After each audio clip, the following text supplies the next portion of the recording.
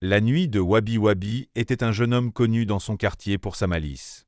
Il passait ses journées à traîner, toujours à la recherche de moyens faciles pour obtenir de l'argent. Un soir, alors que le soleil se couchait, il aperçut un vieil homme fatigué qui comptait ses petites économies devant une boutique. Sans réfléchir, Wabi s'approcha discrètement et lui arracha la bourse de la main avant de s'enfuir en courant. Le vieillard cria, mais personne ne parvint à rattraper le jeune voleur. Fier de son coup, Wabi se cacha dans une ruelle sombre. Mais à peine la nuit tombée, un étrange malaise s'empara de lui. Ses pas, lourds et incertains, le conduisirent sans qu'il comprenne comment. Jusqu'au vieux cimetière du village.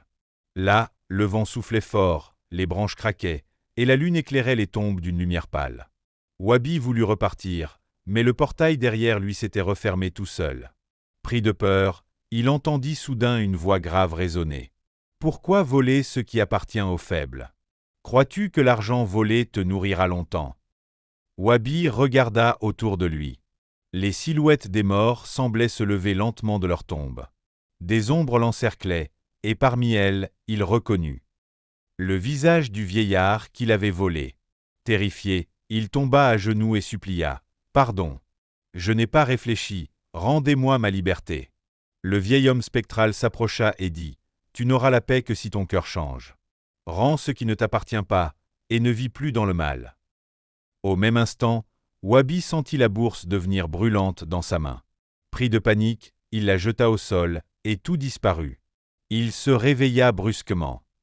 Au milieu du marché, trempé de sueur, la bourse posée devant lui. Au matin, honteux mais soulagé d'être encore vivant, il se présenta chez le vieil homme pour lui rendre son bien.